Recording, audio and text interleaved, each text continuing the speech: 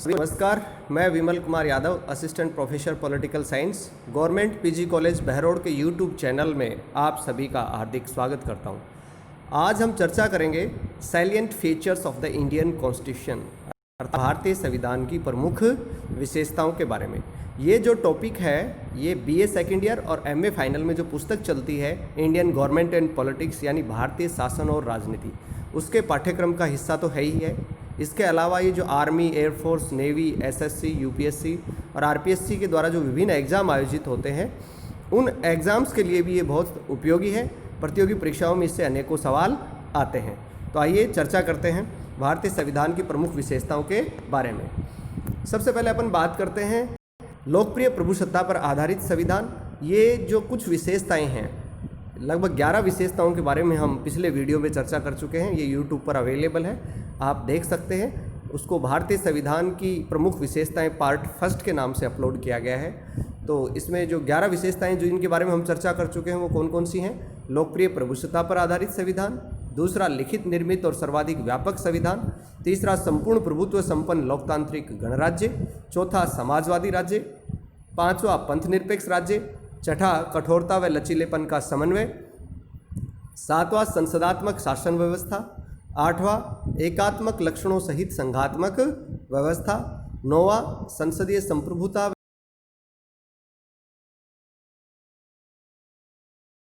तत्व। इन सब के बारे में अपन चर्चा पिछले वीडियो में कर चुके हैं। आज जो हम चर्चा करेंगे संविधान की विशेषताओं के बारे में वो हैं स्वतंत्र न्यायपालिका और अन्य स्वतंत्र अभिकरण, सांप्रदायिक प्रतिनिधित्व का अंत और वयस्क मताधिकार का प्रारंभ, एकल नागरिकता, अल्पसंख्यकों तथा पिछड़े वर्गों के कल्याण की विशेष व्यवस्था, सामाजिक समानता की स्थापना, कल्याणकारी राज्य की स्थापना का आदर्श, एक राष्ट्रभाषा की व्यवस्था और विश्व शांति का समर्थक। इन बाकी बची हुई विशेषताओं के बारे में हम आज चर्चा करते हैं। तो आइए सबसे पहले चर्चा करते हैं जो 12वीं विशेषता हमारे कॉन्स्टिट्यूशन की है, स्वतंत्र न्यायपालिका और अन्य स्वतंत्र अभिकरण। जैसा कि पिछले वीडियो में अपन बात कर चुके हैं कि भारत में संघात्मक शासन व्यवस्था को अपनाया गया है। यानी संघात्मक शासन व्यवस्था का मतलब होता है कि जो केंद्र होते हैं और केंद्र के अलावा जो इकाइयां होती हैं जिनको हम स्टेट बोलते हैं, केंद्र और राज्यों के मध्य शक्तियों का स्पष्ट रूप से बंटवारा कर दिया गया है। इसके लिए हमारे संविधान में 3 सूचियां हैं, संघ सूची, राज्य सूची और समवर्ती सूची। शक्तियों का ये जो बंटवारा है, इस बंटवारे को बनाए रखने के लिए संविधान लिखित रूप में है और संविधान सर्वोच्च है। उस संविधान की रक्षा करने के लिए और केंद्र राज्यों के मध्य विवादों का निपटारा करने के लिए, संविधान और कानूनों की व्याख्या करने के लिए हमारे यहाँ स्वतंत्र न्यायपालिका आवश्यक है और उसकी व्यवस्था संविधान निर्माताओं ने की है। स्वतंत्र न्यायपालिका इसलिए भी जरूरी है ताकि लोगों के मूल अधिकार और स्वतंत्रताओं की रक्षा की जा सके। जैसा कि आप जानते हैं कि जो अरिस्टोक्रेटिक स्टेट होते हैं या टायरेनी जहाँ पर होती है या मोनार्की जहाँ होती है, राजतंत्र में और कुलीन तंत्र में लोगों के अधिकार और स्वतंत्रताएं सुरक्षित नहीं होती। अधिनायकवादी व्यवस्थाओं में भी ऐसा नहीं होता। लेकिन हमारे यहाँ चूँकि डेमोक्रेसी है और डेमोक्रेसी में लोगों के मूल अधिकार और स्वतंत्रताओं की रक्षा के लिए एक स्वतंत्र न्यायपालिका जरूरी है। तो संविधान में स्वतंत्र न्यायपालिका की व्यवस्था की गई। अब न्यायपालिका की स्वतंत्रता के लिए कौन कौन सी आवश्यक शर्तें हमारे यहाँ निर्धारित की गई हैं? जैसा कि आपको विदित है कि हमारे यहाँ सर्वोच्च न्यायालय और उच्च न्यायालय के जो न्यायाधीश होते हैं उनकी नियुक्ति राष्ट्रपति करता है। दूसरा, न्यायाधीशों को पद की सुरक्षा प्राप्त है। ये पद की सुरक्षा कैसे प्राप्त है उनको? क्योंकि उनको हटाने की प्रक्रिया बेहद जटिल है। संसद की कुल सदस्य संख्या के कम से कम आधे से अधिक तथा उपस्थित और मतदान करने वालों के 2/3 बहुमत से उन्हें हटाया जा सकता है। अब इतना बहुमत जो है प्राप्त करना बड़ा मुश्किल कार्य होता है और आज तक भारतीय संविधान में किसी भी न्यायाधीश को महाभियोग की प्रक्रिया के द्वारा नहीं हटाया गया है। इसके अलावा उनको वेतन भत्तों में उनके कार्यकाल के दौरान कोई कमी नहीं की जा सकती। वित्तीय आपातकाल के अंदर न्यायाधीशों के वेतन में कटौती हो सकती है, अन्यथा न्यायाधीशों के वेतन में कोई कटौती नहीं हो सकती। इसके अलावा न्यायाधीशों का जो आचरण है, आजकल आप देख रहे हो तो एक प्रशांत भूषण का मामला बड़ा चर्चा में है कि उनके ऊपर कंटेम्प्ट ऑफ कोर्ट यानी न्यायालय की अवमानना के कारण उनको दंडित किया गया है। अगर कोई न्यायपालिका के आचरण पर टीका टिप्पणी करता है तो कॉन्स्टिट्यूशन का एक प्रोविजन है अनुच्छेद 129, उसके तहत न्यायपालिका अपनी अवमानना के लिए कम से कम 6 महीने की सजा और 2000 रुपये का अर्थदंड या दोनों दे सकती है। अब प्रशांत भूषण जो है उनके ऊपर ये आरोप लगाया गया था कि उनके द्वारा जो है ट्विटर के माध्यम से न्यायाधीशों के आचरण पर टिप्पणी की गई। यद्यपि उनको अर्थदंड 1 रुपये का ही दिया गया है कि 1 रुपये अर्थदंड जमा कराएं, अन्यथा 3 महीने की जेल भुगतने के लिए तैयार रहें। तो न्यायपालिका के आचरण पर जो है चर्चा नहीं की जा सकती, लेकिन जब न्यायाधीशों को हटाने की प्रक्रिया लंबित हो तब संसद में न्यायाधीशों के आचरण पर भी चर्चा की जा सकती है। तो हमारे यहाँ स्वतंत्र और निष्पक्ष न्यायपालिका की व्यवस्था की गई है। कुछ अन्य स्वतंत्र अभिकरण भी हैं, जैसे निर्वाचन आयोग जो स्वतंत्र और निष्पक्ष चुनाव कराता है, और ऑडिट के लिए केंद्र में नियंत्रक और महालेखा परीक्षक की व्यवस्था की गई जो केंद्र के साथ साथ राज्यों के लेखा परीक्षण भी करता है। 13वां हमारे यहाँ जो प्रावधान किया गया है वो ये है कि सांप्रदायिक प्रतिनिधित्व का अंत कर दिया गया है और वयस्क मताधिकार का प्रारंभ किया गया है। कहने का मतलब ये है कि जब ब्रिटिश काल था तब अंग्रेज़ों ने मुसलमानों को भारतीय हिंदुओं से अलग करने के लिए एक चाल चली, और 1909 के मार्ले मिंटो अधिनियम के तहत मुस्लिमों के लिए पृथक प्रतिनिधित्व की व्यवस्था की गई, यानी सांप्रदायिक निर्वाचन प्रणाली का प्रारंभ किया। अब ये पृथक प्रतिनिधित्व और सांप्रदायिक निर्वाचन प्रणाली क्या है? इसका मतलब ये है कि मुसलमानों के लिए सीटें आरक्षित कर दी गई, और जिस सीट से मुसलमान चुनाव लड़ते ब्रिटिश काल में उस पर वोट देने का अधिकार भी केवल किसको होता? मुस्लिमों को होता। तो भारत के विभिन्न प्रमुख संप्रदायों को इस प्रकार से एक दूसरे का विरोधी बना दिया गया था। देश आज़ाद होने के बाद में सामान्य निर्वाचन क्षेत्र निर्धारित किए गए, यानी चुनाव कोई भी क्यों न लड़े, वोट डालने का अधिकार सभी को होगा जो वयस्क नागरिक हैं, जो 18 वर्ष से अधिक आयु प्राप्त कर चुके हैं। इसमें जाति, वंश, धर्म, क्षेत्र इत्यादि का कोई भेदभाव नहीं किया जाएगा, और सीटें केवल SC ST के लिए रिजर्व होंगी, महिलाओं के लिए रिजर्व की जा सकती हैं, लेकिन धर्म के आधार पर सीटों का आरक्षण वोटों में या नौकरियों में नहीं होगा। तो सांप्रदायिक प्रतिनिधित्व का अंत कर दिया गया और वयस्क मताधिकार का प्रारंभ किया गया। एक प्रावधान इसमें किया गया एकल नागरिकता का।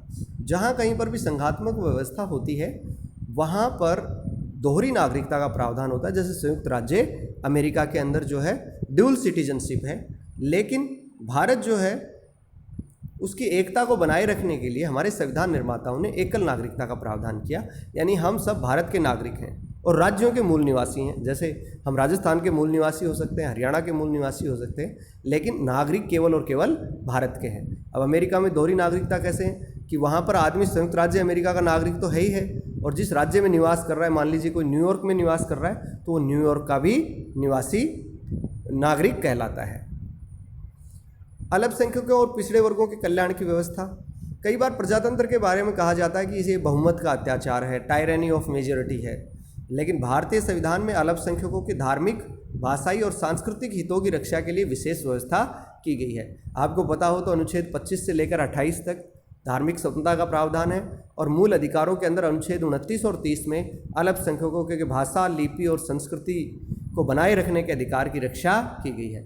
इसके अलावा SC ST के हितों की रक्षा के लिए भी इसमें प्रावधान किए हैं। अनुसूचित जाति और जनजाति के लिए अनुच्छेद 330 के तहत लोकसभा में और अनुच्छेद 332 के तहत विधानसभाओं में सीटों के आरक्षण की व्यवस्था की गई है।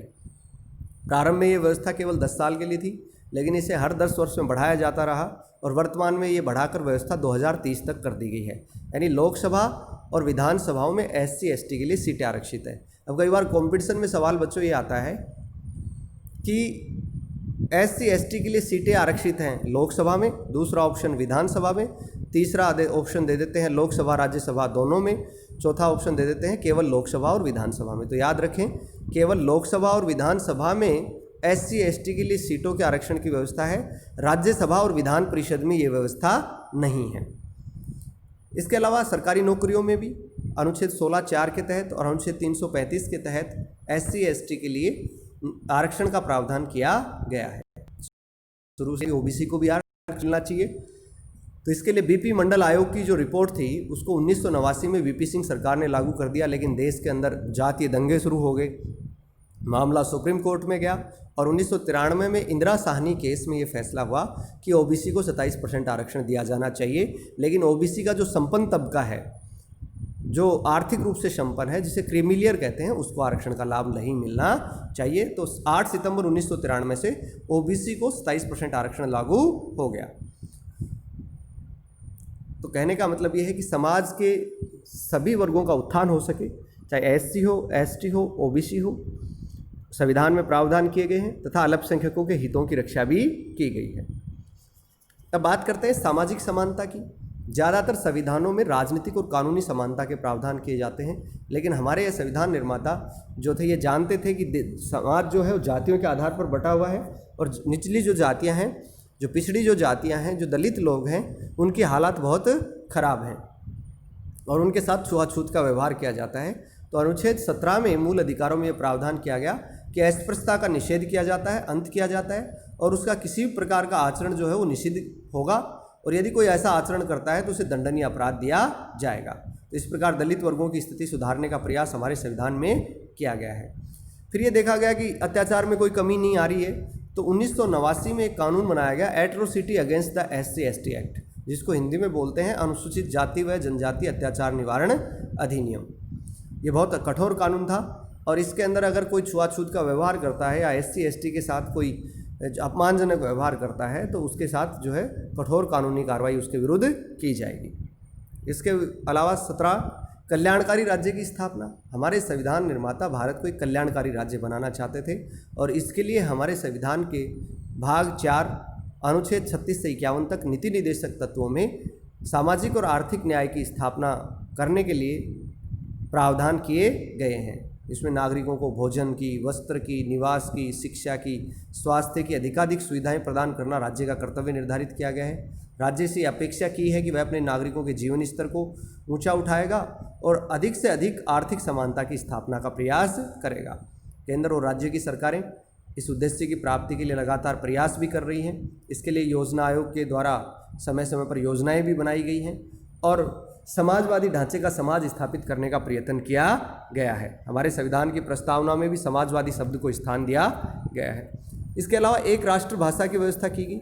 देश में एकता स्थापित करने के लिए जो देवनागरी लिपि में लिखी जाने वाली हिंदी है उसको राष्ट्रभाषा घोषित किया गया। लेकिन समस्या ये आती है कि जब हिंदी को राजभाषा बनाने की बात आई तो दक्षिण के जो राज्य थे उन्होंने हिंदी को थोपने का विरोध कर दिया। लेकिन बाद में व्यवस्था की गई कि हिंदी राष्ट्रभाषा रहेगी, राजभाषा के रूप में क्षेत्रीय भाषाओं में कार्य किया जा सकेगा। जैसे 18 जो क्षेत्रीय भाषाएं हैं उनको प्रादेशिक भाषा के रूप में मान्यता प्रदान की गई है। शुरू में अंग्रेजी का प्रयोग केवल 15 साल के लिए सरकारी कार्यों में जो है इस्तेमाल करने के लिए अनुमति मिली थी, लेकिन बाद में 1965 में राजभाषा सहभाषा अधिनियम पारित करके हिंदी के साथ साथ अंग्रेजी का प्रयोग भी जारी रखने की अनुमति दी गई। जैसे अब हम देखते हैं कि हमारे यहाँ जो सुप्रीम कोर्ट है उसके जो भी ऑर्डर्स निकलते हैं वो इंग्लिश में निकलते हैं। हमारे यहाँ जो कानून पारित विधेयक जो पेश होते हैं वो इंग्लिश में पेश होते हैं। तो हिंदी के साथ साथ अंग्रेजी का प्रयोग भी हमारे यहाँ कार्यालयों में भाषा के रूप में जारी है। और 19वीं विशेषता यह है कि भारत विश्व शांति का समर्थक है। ये प्रावधान हमारे संविधान में भी किया गया है। संविधान का जो भाग 4 है नीति निर्देशक तत्व है उसका अनुच्छेद 51 जो है उसमें भारत की विदेश नीति के निर्धारक तत्व दिए गए हैं। यह एग्जाम में भी क्वेश्चन आता है कि भारत की विदेश नीति का निर्धारण संविधान के कौन से अनुच्छेद के अंतर्गत किया गया है। तो अनुच्छेद 51 आपको याद रखना है, भाग 4 आपको याद रखना है, जिसमें कहा गया है कि भारत जो है अंतर्राष्ट्रीय शांति और सुरक्षा को बढ़ावा देगा, राष्ट्रों के बीच न्यायपूर्ण और सम्मानपूर्ण संबंधों को बनाए रखेगा और विश्व शांति को बनाए रखने का प्रयत्न करेगा। युद्ध केवल उसी स्थिति में किया जाएगा जब आत्मरक्षा में ऐसा करना आवश्यक हो। तो आज इस वीडियो में हमने भारतीय संविधान की जो विशेषताएं थी उनके बारे में चर्चा की। उम्मीद है ये वीडियो आपको पसंद आएगा। आपका जो कल का असाइनमेंट है कि आप भारतीय संविधान की जितनी भी विशेषताएं 1 से लेकर 19 तक जो मैंने बताई हैं उन सबको आप लिखेंगे और व्हाट्सएप ग्रुप में कॉलेज के भेजेंगे। इसके बारे में कोई समस्या हो तो हमारे कॉलेज का जो व्हाट्सएप ग्रुप बनाया है उसमें आप अपनी समस्या रख सकते हैं या व्यक्तिगत रूप से भी मुझसे संपर्क कर सकते हैं। आप सभी का बहुत बहुत धन्यवाद, बहुत बहुत आभार। अगर आपको ये वीडियो पसंद आए तो इसे लाइक और सब्सक्राइब करें। Thank you.